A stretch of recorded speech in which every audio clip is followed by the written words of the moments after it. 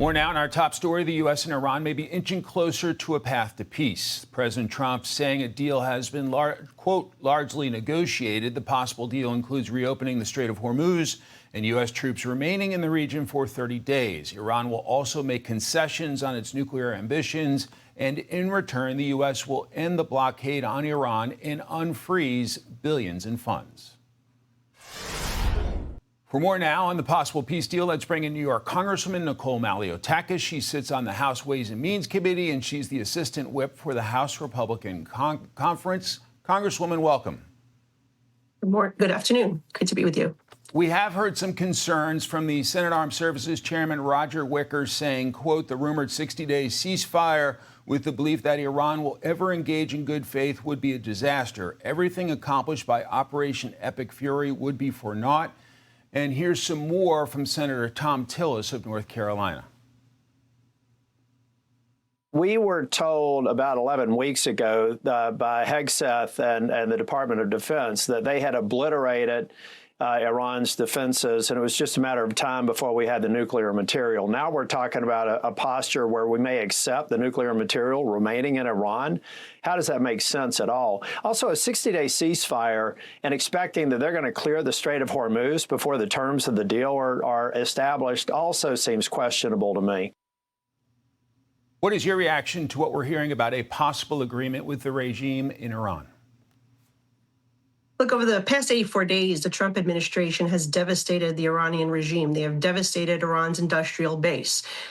We are seeing in a situation right now where we have to give the president space to do what he does best and negotiate. That's the bottom line here. And any chatter coming from the sidelines, whether it be from members of Congress or senators, is simply, in my view, undermining this president right now and actually putting us in during a fragile negotiation, undermining those negotiations. So I think we really need to wait for the details of the deal to express what our opinions are. I believe in this president. I believe that he's going to be able to significantly come out of this with a deal that is in the best possible, in the best for not only the Middle East, for our country, for our allies. And I think that we just got to give them space to make that negotiation. Obviously, the Strait of Hormuz right now is the thing that my constituents care about most. They want to see these gas prices come down. But the nuclear capability has been set back significantly over the last 84 days. And so I'm looking forward to seeing what these terms are going to be when they're announced. The president saying today negotiators must take their time and get it right. How critical is that? That's right. That's absolutely the case. We want to make sure we walk away from this after the last 84 days with the best deal possible, that one that is going to bring peace.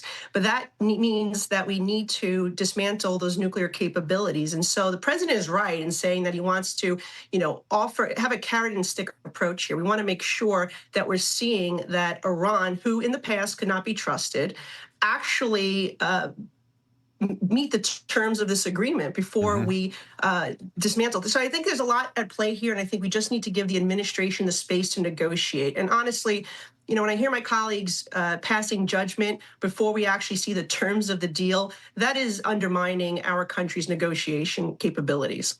To Cuba, you've called for the U.S. to grab Raul Castro, like we did in Venezuela with Nicolas Maduro, and bring him to justice. Would you explain that?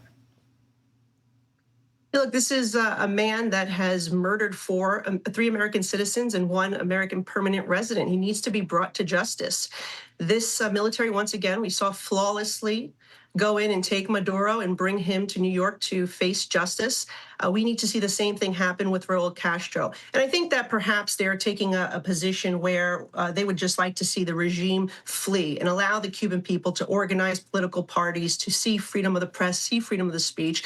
And that's fine, too. That actually will serve the purpose that we want to see here, which is a free Cuba. We want to see Cuba stop assisting our adversaries, whether it be Iran or North Korea, or whether it be Russia or communist China. For far too long, they've allowed those individuals to operate 90 miles from our shores, and it is a threat to the United States of America.